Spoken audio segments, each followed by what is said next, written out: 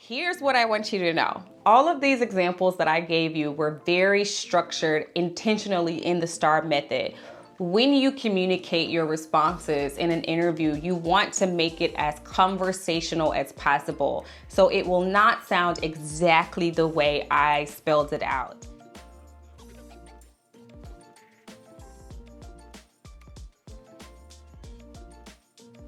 Hi folks, and welcome back to HRD TV. I'm Carrie, Managing Director here at HRDefine, and today we are tackling a topic that could become a series if you find it helpful.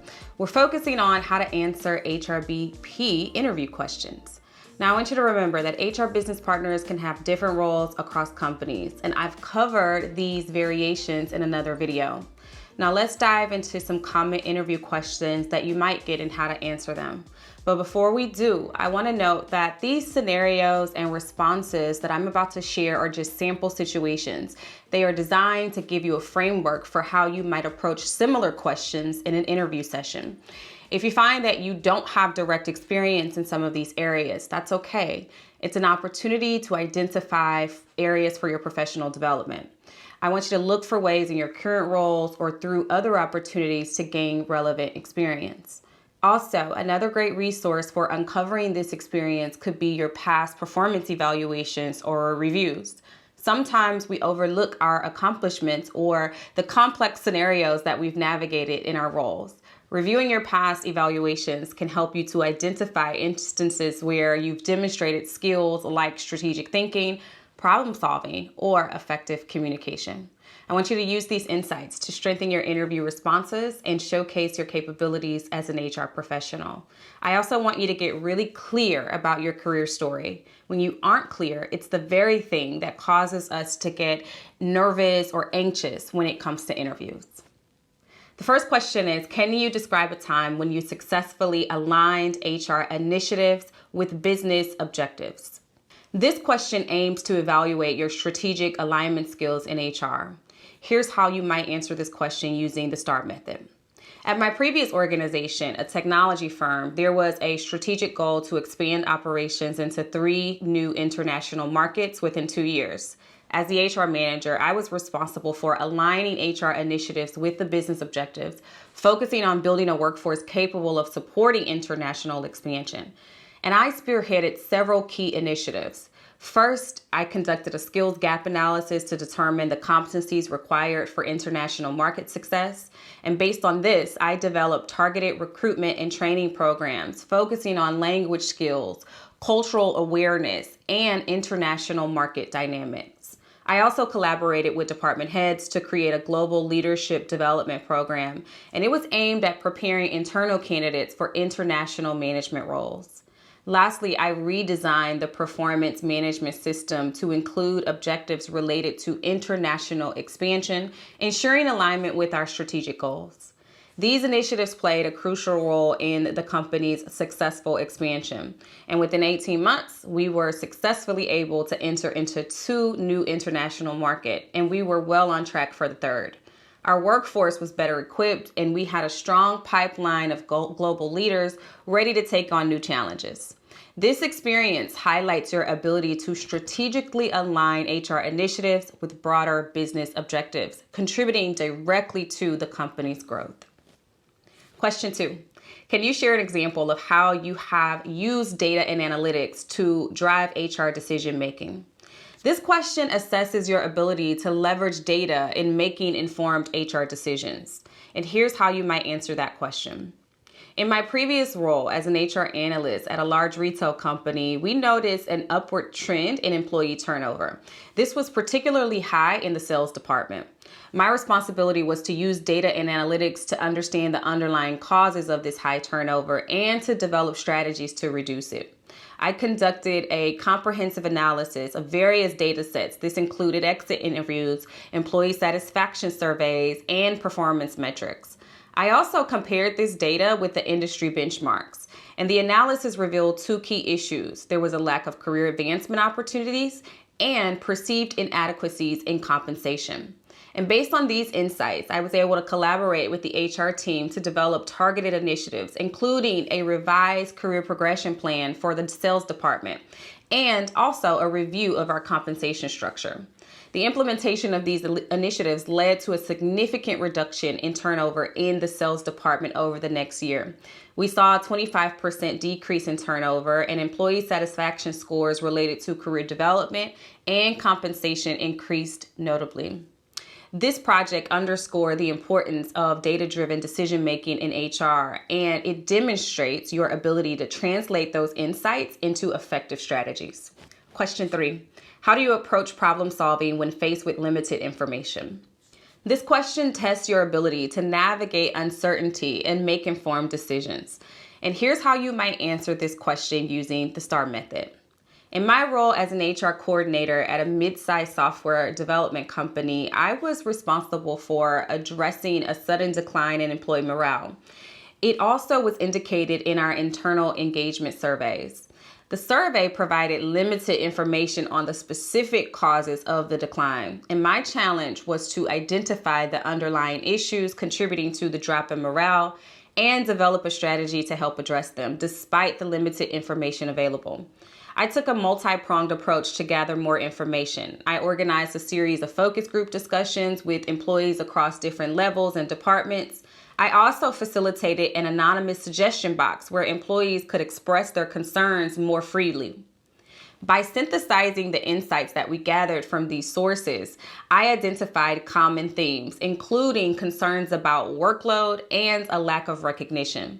Based on these findings, I proposed several initiatives, including a revised workload management plan and a monthly employee recognition program. These initiatives were well received and led to a noticeable improvement in the subsequent engagement survey scores. This experience, it highlights your ability to effectively problem solve in situations when you have limited information by leveraging alternative sources for data and insights. Number 4. How do you ensure that you have uncovered the root cause of a problem? This question is about your ability to conduct deep analysis to resolve HR issues. And here's how you might answer this question. In my previous role as an HR business partner, we faced a sudden increase in turnover among new hires within the first 6 months of their employment, particularly in the customer service department. My task was to investigate and determine the root cause of this high turnover rate among new hires in that specific department. I initiated a detailed investigation, and it included analyzing exit interview data of the recent departures, conducting stay interviews with the current employees, and also reviewing the onboarding process. I also collaborated with the customer service managers to understand their perspective and any department-specific challenges. The analysis revealed that a significant factor was the mismatch between the job expectations set during the recruitment process and the actual job responsibilities. And this led to dissatisfaction among the new hires. With these insights, I was able to work with the recruitment team to revise the job descriptions and also ensure that there was more accurate representation of the roles. We also enhanced the onboarding process to include a more realistic job preview and a better preparatory training. Over the next few months, the turnover rate among the new hires in the customer service department reduced significantly. This experience was able to demonstrate my ability and your ability to perform a root cause analysis and implement effective solutions to complex problems. Number 5. How do you handle situations when your proposed solution is met with resistance from stakeholders? This question assesses your ability to navigate resistance and achieve buy-in for your ideas. And here's how you might answer. In my role as an HR director at a software company, I proposed implementing a flexible working policy. While many employees were enthusiastic, some of the senior managers were resistant. They were concerned about the potential impacts on productivity and team cohesion. My challenge was to overcome this resistance and demonstrate the potential benefits of flexible working to gain approval for its implementation. I approached this by gathering empirical evidence and case studies from other organizations that had successfully implemented similar policies. I also proposed a pilot program, allowing us to test the policy with a small group before a company-wide rollout. To address the concerns, I established clear metrics to measure the pilot's impact on productivity and team dynamics. And I presented this plan to senior management. I wanted to emphasize the potential for increased employee satisfaction and retention. The pilot program was approved, and after a 3-month trial, we saw an increase in reported employee satisfaction without any decline in productivity.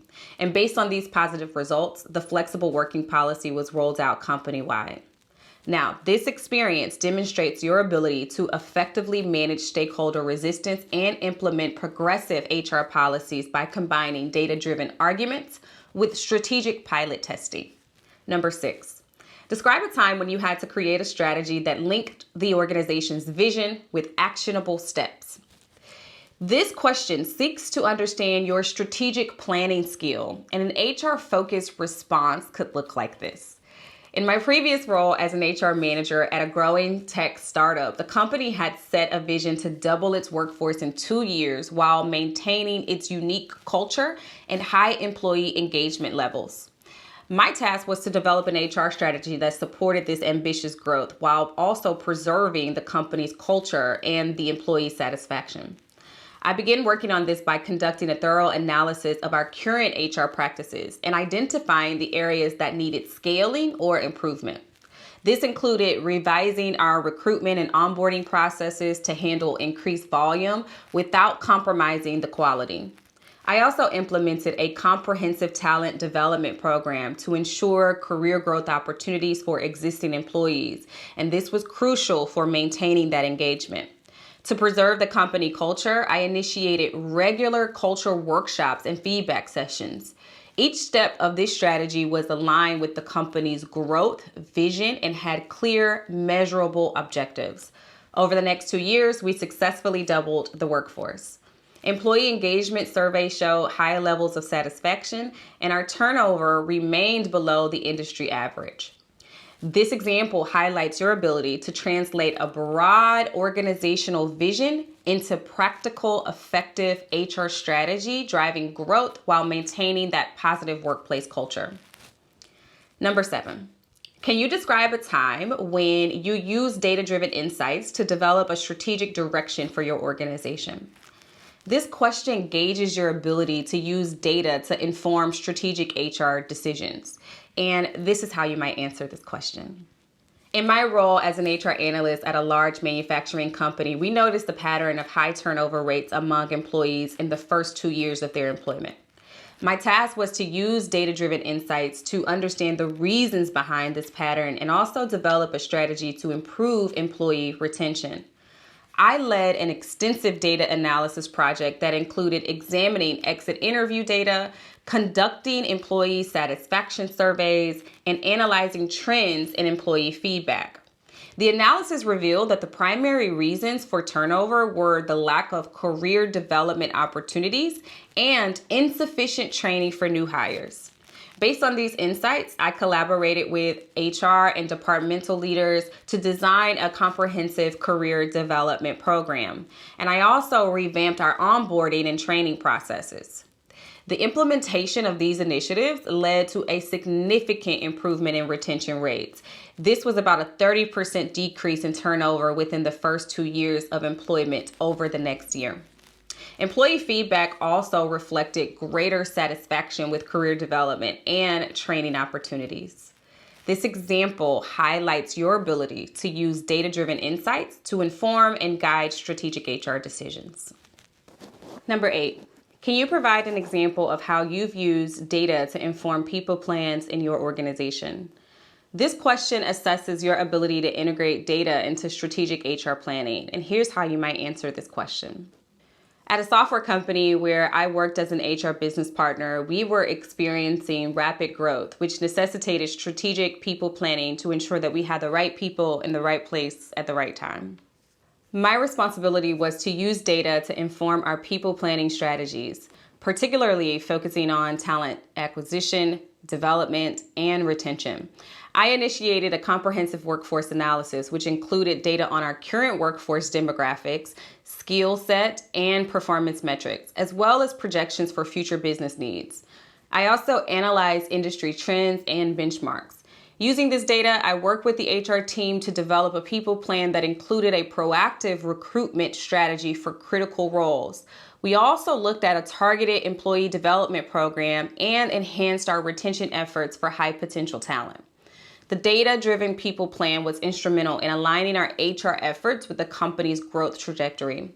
Over the next year, we successfully filled key positions with high caliber talent, increased our internal promotion rate by 25%, and saw a reduction in turnover by 15%. This example highlights your ability to use data to inform strategic decision making. Question 9. How do you approach balancing qualitative and quantitative data when making decisions? This question explores how you integrate different types of data for informed decision making. And you might answer the question like this. In my role as an HR manager at a retail company, we were tasked with improving employee engagement, which had been steadily declining according to our annual surveys. My responsibility was to use both qualitative and quantitative data to understand the factors impacting employee engagement and to develop effective strategies to address them. I started by first analyzing the quantitative data for our employee surveys to identify trends and areas of concern. To complement this, I conducted a series of focus groups and one-on-one interviews for qualitative insights, allowing employees to elaborate on their survey responses and to provide deeper context. This combination of qualitative and quantitative data provided a comprehensive view of the issues at hand. And based on these insights, I led the development of targeted initiatives, including a mentorship program and enhanced internal communication channels. These initiatives led to a noticeable increase in our next employee engagement surveys. The qualitative insights provided depth to the quantitative data, allowing us to address the root causes of disengagement effectively. And this example highlights your ability to blend both qualitative and quantitative data for a well-rounded, effective decision-making strategy. Number 10. How do you communicate data-driven insights to stakeholders who may not be familiar with the data? This question assesses your ability to translate complex data into understandable insights for various audiences. And you might answer the question like this. In my previous role as an HR specialist at a financial company, I was responsible for presenting workforce analytics to senior executives, many of them who were not well versed in the data analysis. My challenge was to communicate complex data-driven insights in a way that was both accessible and compelling to stakeholders unfamiliar with the data. I focused on simplifying the data without losing its significance. I used clear, jargon-free language and visual aids like charts and graphs to illustrate key trends and patterns. I also prepared concise executive summaries that highlighted the most critical insights and their implications for the business. To make the data more relatable, I connected it with real-world examples and scenarios that resonated with the executives' experiences and concerns. My presentation was well received, with several executives commending the clarity and relevance of the information. The clear communication of these insights enabled informed decision-making on several key HR initiatives, such as talent acquisition strategies and employee engagement programs. This example highlights your ability to effectively bridge the gap between complex data analytics and strategic business decision-making. Now, here's what I want you to know. All of these examples that I gave you were very structured intentionally in the STAR method.